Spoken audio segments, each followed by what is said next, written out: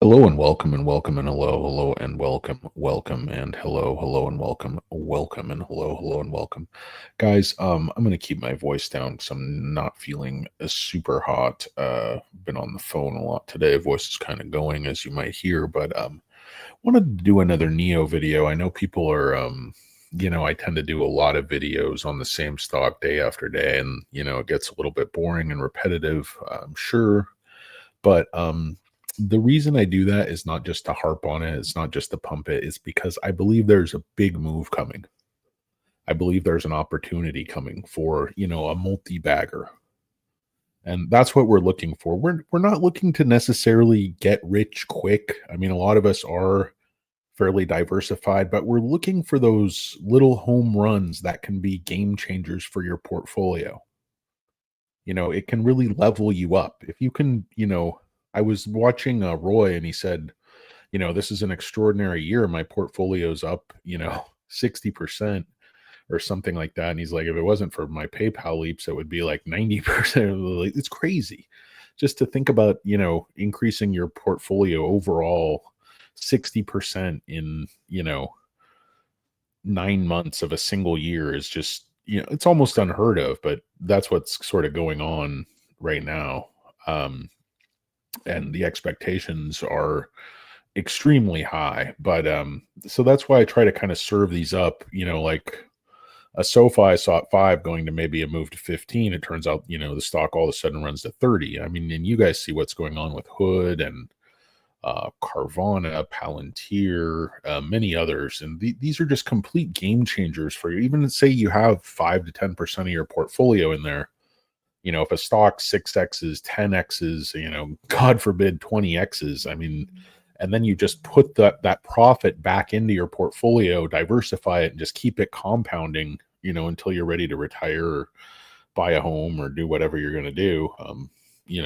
Say buy a flock of mini horses, but it's neither here nor there. Don't really know what I'm talking about as per usual, but this is just my little spiel, my thesis, why I think Neo is probably about to touch $11, maybe 1075, 1078. Then I think it'll probably retrace back down to like that 9 area and you'll get maybe one more bite at the apple. But for my money, the reason this company is such a wild card to the upside, such a powder keg to the upside, and I just don't feel there's that much downside because I don't think this company's going anywhere. They're going to be profitable soon. Their sales are increasing. They have two very compelling SUVs that are sort of in the sweet spot of the market, and extremely compelling values. The ES8 hasn't even hit yet, and probably the car people are most excited about right now in China. So everything's coming together. In other words, right now. Sorry, guys, just not feeling super hot, but what is the key differentiator? And I know this sounds a little bit like, again, so many of the things I say like tinfoil hattish, but this was held so low and driven so low. When you see these extremes, like 70 to 3, some of these other EVs, Lee and XPEV and stuff, they didn't have nearly those swings. They had big swings, but it wasn't to that extreme where it's like 20-25x from the low to the high. So what do and again, tinfoil hat this, and call me a big fat idiot, but the differentiator of swap, why do I think CATL is chasing swap so hard? Because I think they know, or they've been told, that there's going to be mandates for swap inside of China and probably elsewhere. I mean, how else does it make sense for them to aggressively build out swap? I know there's applications with taxis and trucks and stuff, but why are they doing that? Is that a high profit business? The actual administration, the actual sort of nuts and bolts of like leasing the batteries and changing the batteries, or is the money really in selling the batteries? Is the money really in selling the cars? So I feel like CATL is trying to move from, lower margin to higher margin, from, single point of sale to recurring sale. But I also think they probably got some sort of a heads up or some sort of insider, some sort of an inkling anyway, that there could be a mandate for swap. And this can't apply to any other company, any other car company besides Nio. and the government has already sort of singled them out.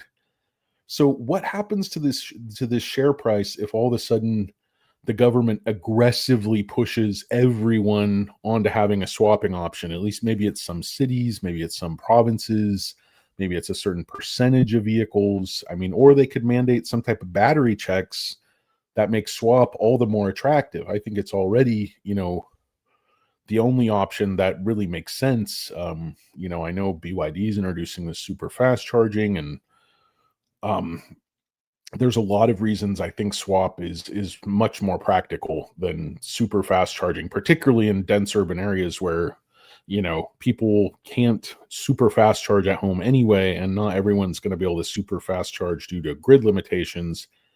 And I also think at the end of the day, no matter what they tell you, charging to full capacity in just a few minutes is always, yeah, I don't know enough about technology to say it's always going to like degrade the battery. Perhaps that's not true. There's people probably with 80 IQ points or more on me working on it. But hey, I got 100 pounds on you, so kind of balances out down at the donut shop. Know what I mean?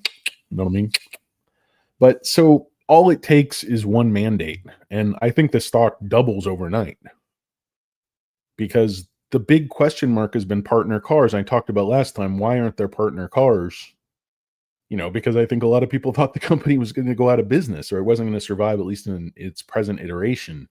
But I think the money raise, I think what's going on in Middle East, I think it's more expansion into Europe, I think impending profitability, the extension of the tax incentives in China, which was viewed as quite critical, which I think is why a lot of the Chinese EV stocks and stuff went up. Also, just being caught up with the AI stuff with BABA going up, also has something to do with it. Yeah, I had a tiny bit of hood, but yeah, I mostly missed out on it, and mostly missed out on Palantir. So that's the way it goes, though. I hit a few, I missed a few. I hit it huge on SMCI, huge on SoFi. I'm hoping to hit a huge on Nio. I really think this stock can easily go back up into the 20s, very, very easily. I mean, they're moving into robotics. They could announce huge partnerships. Just announce impending release of partner swap cars, I think would send the stock up 20% in a day quite easily. There's numerous things that can apply to Nio that can't apply to any other car company that can be dramatic positive catalysts. That alone makes this lottery ticket more valuable than anyone else's lottery ticket. Even if you don't know those things are coming, they can come. And that provides upside. It's speculative upside, but it's upside. Nobody can come out and say, hey, a government, swap mandate or battery check mandate is going to have this big benefit for Lee, in their ugly minivan looking i6 or whatever that thing is. Guess they copied the back of it from a Nio. They should have copied the whole thing.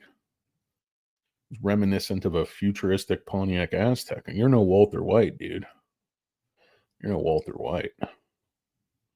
Let me tell you. So yeah, and on a technical basis, this is not just a number. I mean, this was not at 7. This was more 720. I mean, if you look back here all the way back to this is May of 2023, bounces hard right off of this line here, and then again here, and then 1, 2, 3, 4, 5, 6 times just in the course of a month or two. And then it finally breaks down through that line January 2024, and you can see it's been below that line ever since. So this was very strong support here for quite some time, and then ostensibly would become resistance, but we never really got a chance to check that out until a year ago, basically. So this tried to break through almost exactly a year ago. You see it come through at 9:30. Now, what do you see I know this is a little bit subtle, but do you guys notice the difference in the volume here? Like, this is just 2 peaks of green, just 2 shooting stars, basically, with a little tiny bit of sort of faux solidation, phony consolidation. This basically looks like a witch's hat. This is a witch's hat pattern. And it's a witch's brew. It's a devil's brew. I don't know what the hell I'm talking about. What the hell's going on here? Where the hell's the records room?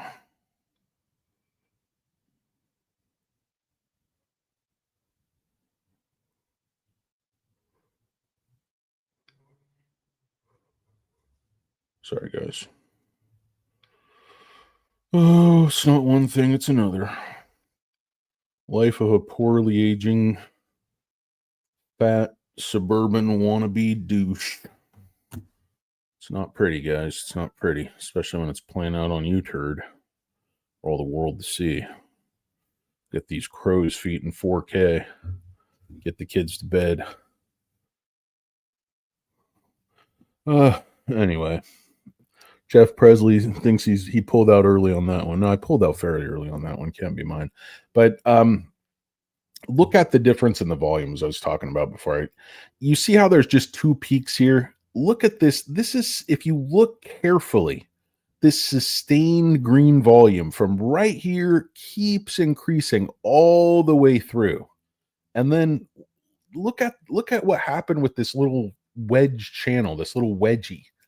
So you have this line coming over, which is sort of that 720, kind of bisects all this action on the bullish flag or whatever you want to call it. I call it the, Loch Ness monster pattern here. Got the Nessie. See, it's kind of sticking her head above the waterline. But you see this regains the channel convincingly. And this channel's getting, kind of smaller and smaller. Each big step, each big flag is getting shorter in duration. This is not going down from here, folks. If you know anything about price action, you see this churning 80 million shares a day, being held just under 7. OPEX on Fridays just skirting along at like 710, 711, 712, where there's no money to be made. Exercising options is just basically a wash, basically a turd salad, basically a warm cucumber douching. If you're holding those calls, which of course I wasn't. I was holding calls, but not to expire that day. Never hold calls to OPEX, guys. We're not that good. We're not that slick. We're not those guys, buying calls at the 0 hour and on flipping them and all that stuff. We're slow, stupid freaks. What's up, Dinky? I love your paper cups. Anyway, guys, I'm so tired. I've had this freaking nerve pain thing. Every time I roll over on my fat ass, I wake up. I can't sleep. I can't sleep on it in the best of times.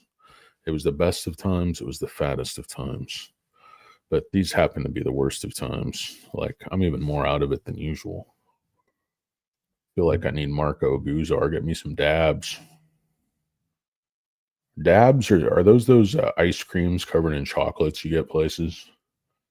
What's the deal with those things? Everybody advertises like studs or studs. It's some little thing of vanilla ice cream. It's not even good. I don't know what everybody falls for stuff now. Boba?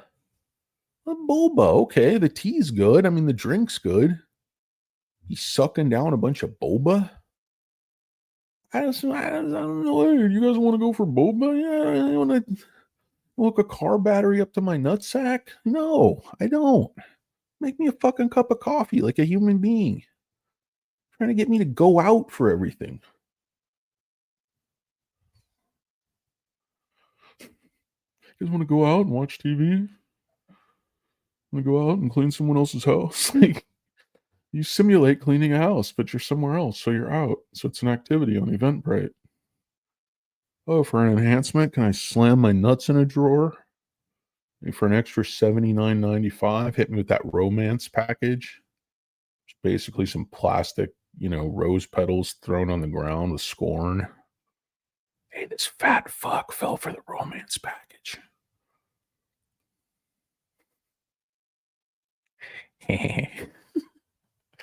Oh, guys, you know how it is.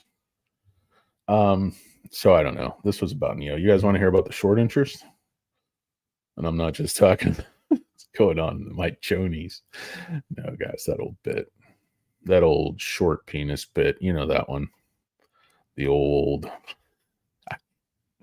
I can't do it today, guys. I don't even have the heart for penis jokes. And you know I love a good penis joke, even a bad penis joke. But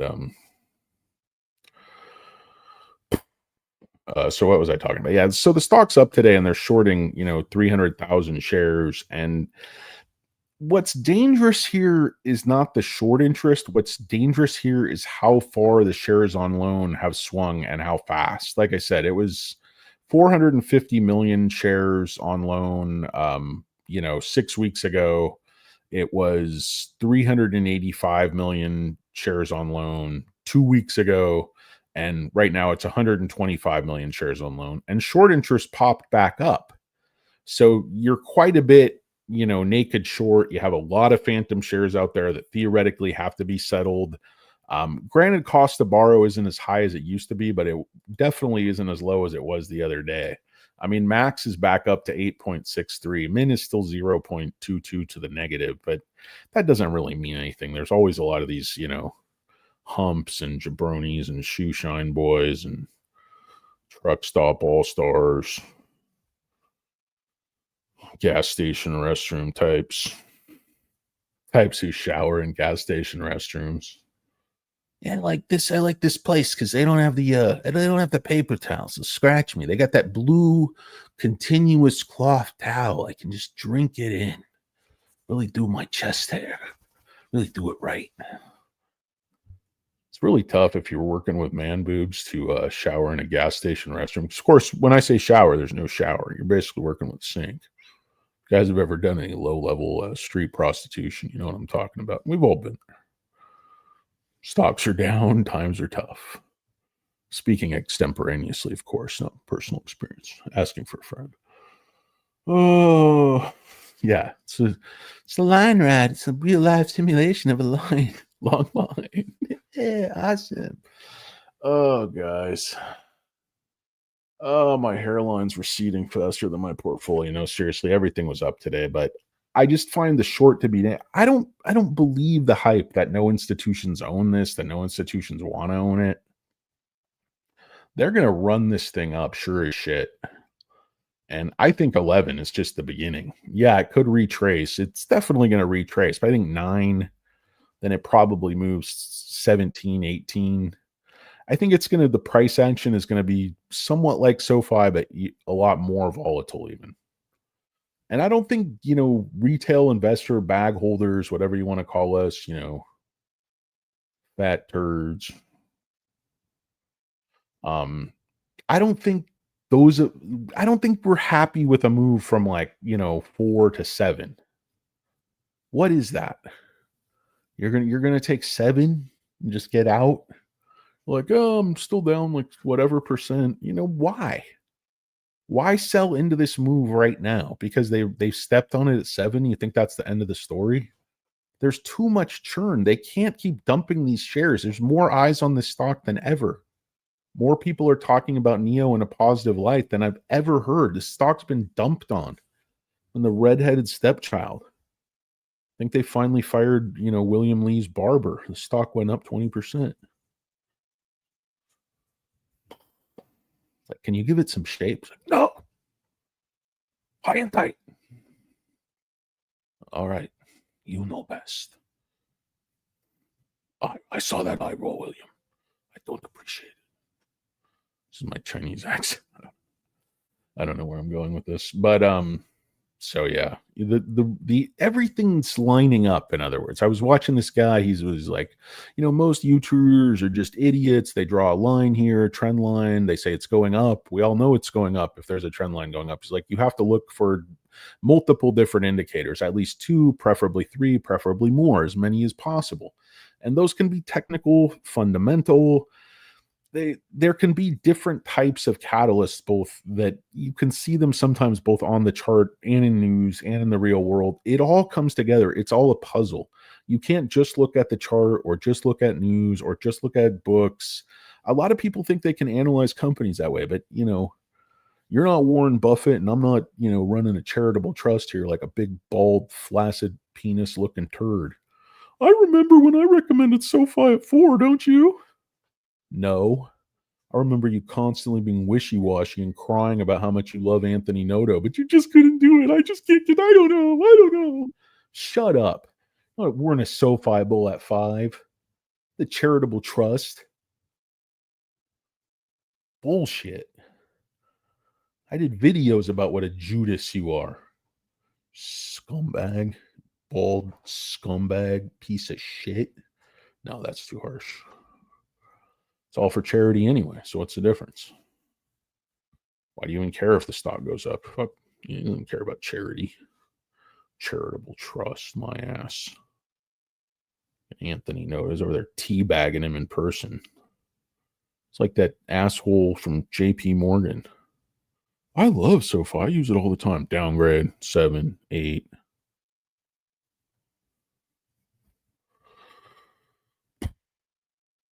Anyway, clearly I don't have any anger, bitter issues, just a lot of issues in general.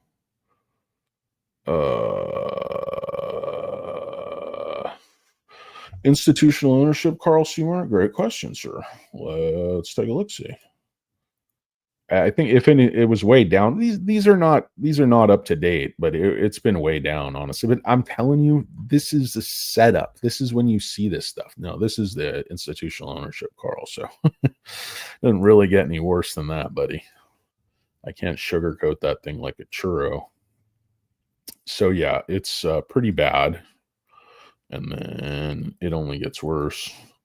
Let's see. No, we took a look at this. So UBS, though, owns a ton of shares. Wolverine increased. LMR, UBS, Morgan Fudley cut. It's kind of a mixed bag because some of the people you want to see are loading, and then some of the people you want to see are cutting. So, but this is Q2. I mean, just keep in mind, these are Q2 filings. So this is, there's a long delay on these filings.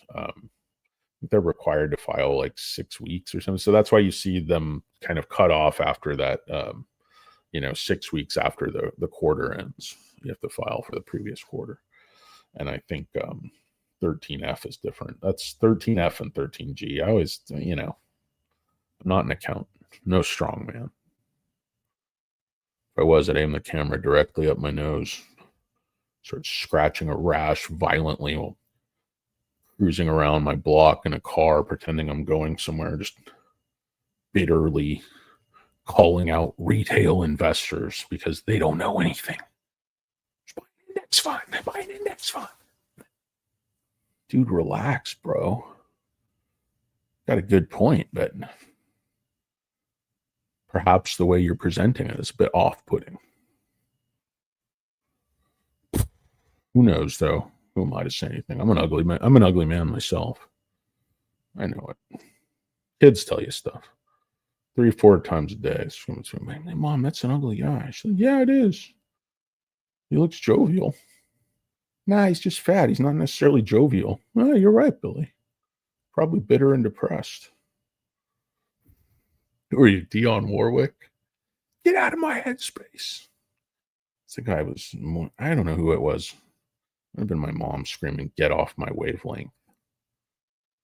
That's a good thing to yell at somebody. They're just annoying you.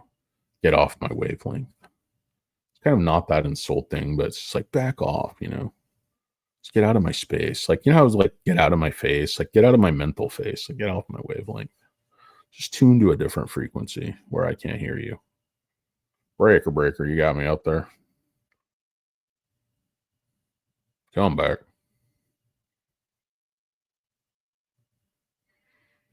Nope, nothing. If I could hear it, I'd pretend I don't. Oh, anyway. I guess that's pretty much it for this stupid show. Anything else you guys want to see? I don't really read any of your comments.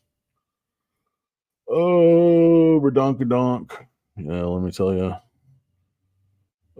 Carl C. Yeah, man, you just got a bite. You got another bite at SoFi. I mean, they kept giving us chances, guys. But yeah, you're not going to see SoFi, I don't think, back at 14. I mean, that's going to have to cut it in half again. It's not impossible. I mean, if the whole market falls apart and, get into a recession, demand is completely off, and none of the products are working, et cetera, et cetera. But I don't know.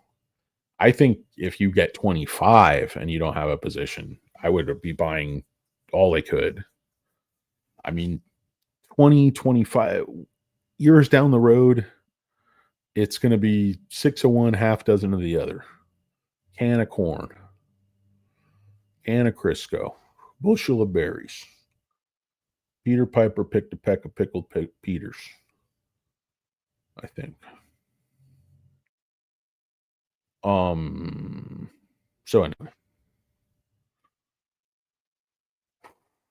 yeah, I mean, 1075, how? It's just going to go up and people are going to keep buying it because the only reason it's not going up there now is because they're just, price fixers are just somehow dumping shares, but they're not borrowing shares and they're not shorting enough to keep it down. I think they're liquidating their positions. Some of them are taking profits, but it's just unless retail starts dumping fire sale in mass, which I think retail is tough as nails, man. I think retail is tougher than some of these, Seth Rogen hedge funds. Unless Vlad sells us out again. Allegedly. No. The Head and Shoulders people got hold of him. So if you screw retail, we can promise you unbelievable body in your hair. It's like a G5 jet. It's like, Tugger nuts. Oh, I don't want to start doing my McConaughey. You guys seen Lincoln Lawyer? It's a good movie. No, my McConaughey kind of drifts into like some other accents, like not good. None of my accents are good. None of my bits are good. Oh, anyway. So where is Not a Lurker? Not a Lurker's here. Thanks, Not a Lurker. Sorry I forgot to text you, man. I don't know. When I get in setting these up, I get like so distracted and so ADD. I just can't even think. And plus, like I said, I normally don't sleep, but I really haven't slept for like 2 weeks. This arm, don't get old, guys. It sucks. It sucks. Nothing heals. It's a muscle strain, 10 years ago, 2-3 days. Now it's like 2 weeks of agony, just whining. Just a big, nothing's worse than a big, fat, whiny man baby. Oh, it hurts. You need to go to the hospital. It's like a minor ache. It's really not that bad at all. I'm just a big, freaking huge Karen man baby with nothing better to do than complain. Woe is me. Anyway, so long story short, no real point to this video. No real point to my channel. Struggling to find meaning of life. And that's pretty much it.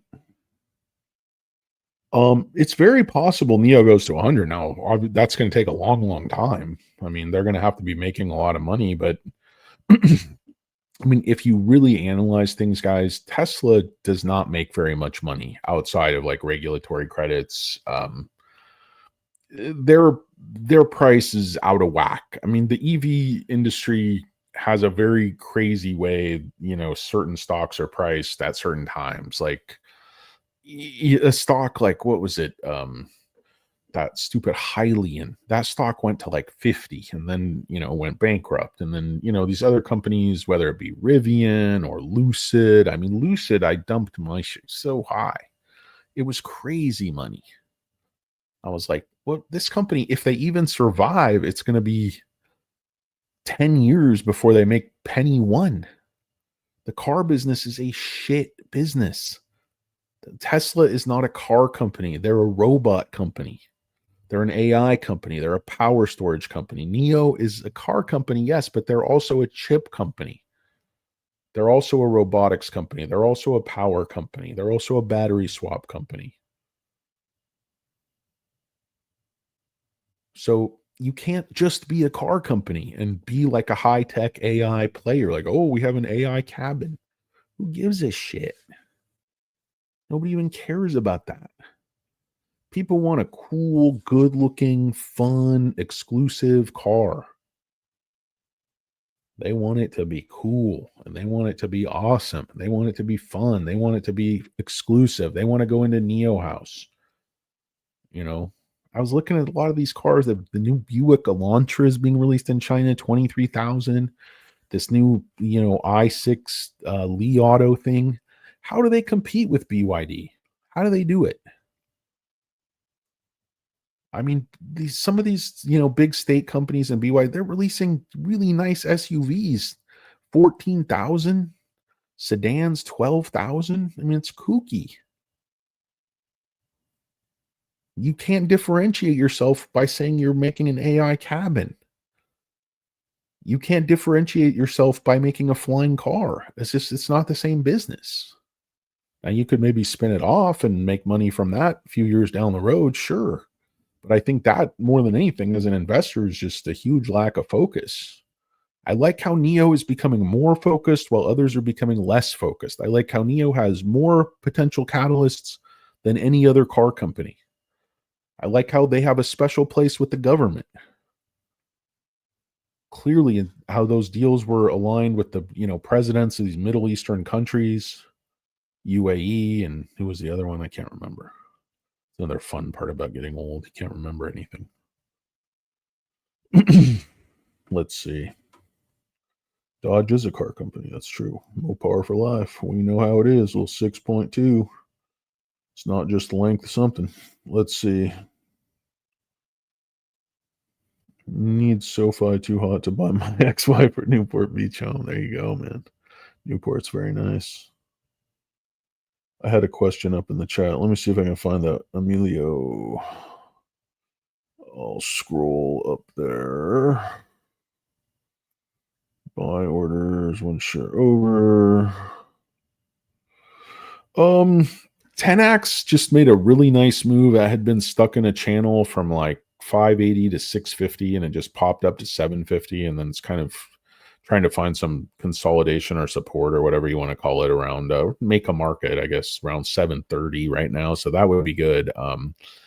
10X is getting to that critical phase where they're about a year, could be a year, 14 months away potentially from FDA approval, maybe, 14, 16 months theoretically. Of course, it could be 2 years, but I think FDA approval is very, very likely for levosimendan, and 10X is going to generate huge revenues. They just got allowance of patent in Europe for oral levosimendan. Orion was selling over 100 million, 120 million, 150 million euros a year of levosimendan in an IV application. So you got to think they're going to be able to sell a couple $100 million in Europe. They're going to be able to sell a few $100 million at least in the United States. I think they'll ramp up sales to $1 billion within, potentially 10 years release and less, 5 years. I don't know how quick you can ramp it, but I think it becomes an excellent buyout candidate just because of how safe it is. That's kind of my theory on it, that this thing's a slam dunk. But I love 10X. Nio, is it a long-term play? It's the definition of a long-term play. Battery swap, power, the stuff will proliferate not only around Europe and the Middle East, but all over the world. And if Nio can get there first, and there's a genuine partnership with CATL, this company could be an absolute monster. I don't think it's a short-term play at all, because you don't know if the price is going to go way up or way down any given minute, because the price fixers are all over this thing.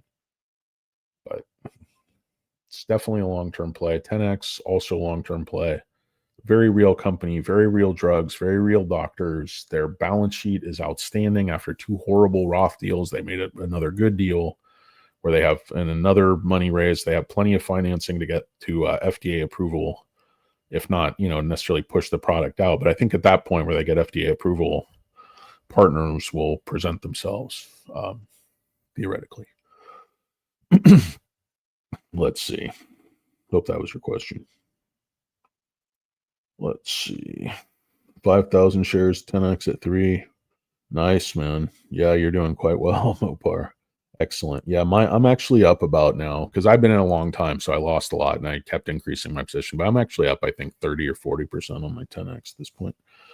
What's up, Klaus? Nice to see Neo up when I woke up this morning. Southeast Asia up and down. Yeah, it's what I'm saying, Klaus. It's absolutely crazy the price action on this sucker.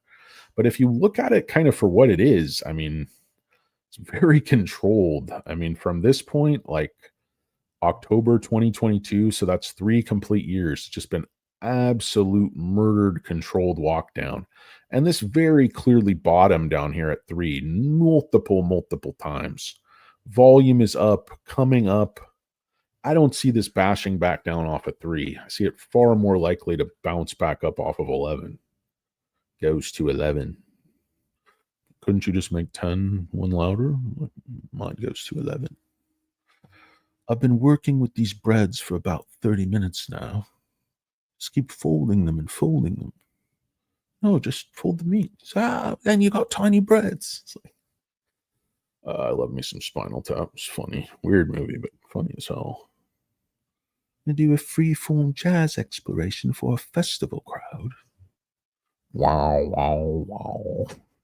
So, you guys ever been to a concert like that where it's somebody famous and they just do something like really weird, totally out of their normal character?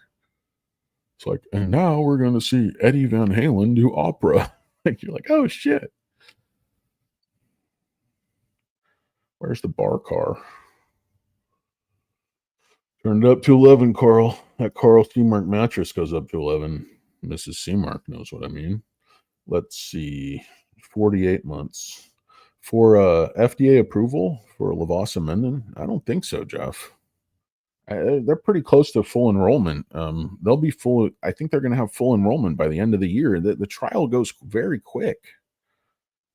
They're going to have data now. That's not to say they're going to get approval. All the data might not be what I want it to be. If there's setbacks on data, they might have to redo stuff. I don't know, but it shouldn't be 48 months. If that's what you're talking about, I'm not sure. What's up, Sean Markey? Just having aches and pains and electric shock pains over every inch of my body. I throw myself in front of a freight train if I happen to be near one. But anyway, that's neither here nor there. Corey Taylor from Slipknot, SpongeBob. Oh, sorry, Jeff. My bad. I'm slow of wit and can't follow what's going on. Cool. Yeah, Neo. I would say that's a very, very smart window to be talking about because you're going to get into profitability, you're going to get into scaling. And I think of the 48-month time frame, you could have all sorts of things going on with Neo that we just can't even imagine. Integral to the power grid, chips, self-drive, like they're bringing out robotics. I think Neo is more realistic. They're going to get more done. They're not, just go shooting for the moon. Like everything has to be, full AI. They're more practical for their customers. They're not trying to get into the, necessarily the robot business in terms of their cars. Like you're selling cars to people, to families. You're not selling all your cars to Hertz. Like those Teslas got mothballed. They had to sell them for like a quarter of the money. Yeah, the McLaren deal. I haven't had a chance to go through that in detail, but people are talking about that's going to be a very big deal. I was watching a video, so I'm going to come back to that. But I've been doing a ton of Neo, guys. I'm going to try to update a bunch of other stuff soon. I just got to get some work done. And I try to make videos where I see the biggest opportunity. Like CRISPR was up today, IOVA was up today, big. Prop was up a penny.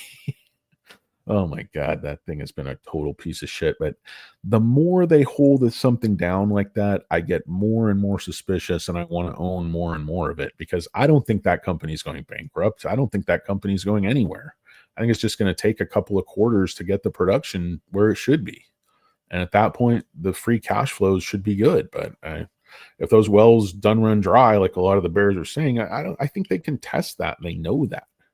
I don't think that's a huge guessing game these days. It's not like, I'm about my father's business. Not like you're just going to kill your fellow surveyor just because he's annoying you. Lied about his identity and whatnot. Anyway, I'm not sure what I was talking about.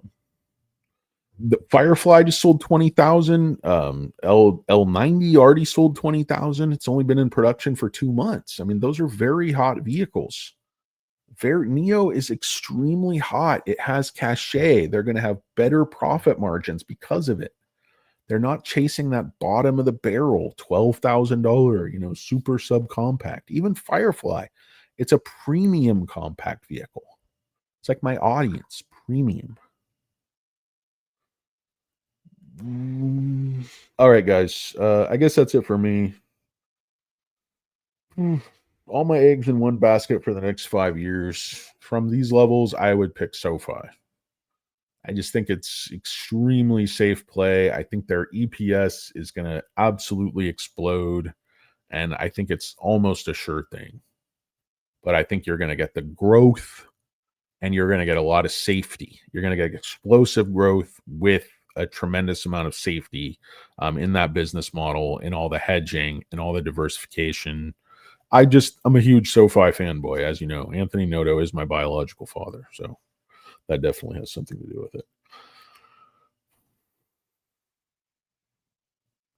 Dude, then sometimes they don't have a choice. And sometimes there's a bunch of other smart money on the other side that wants to push the stock up.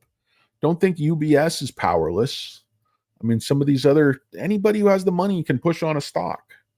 Doesn't matter what your name is. Doesn't matter if you're in a corner office or a boiler room somewhere in Jersey. Know what I'm saying? Know what I'm saying?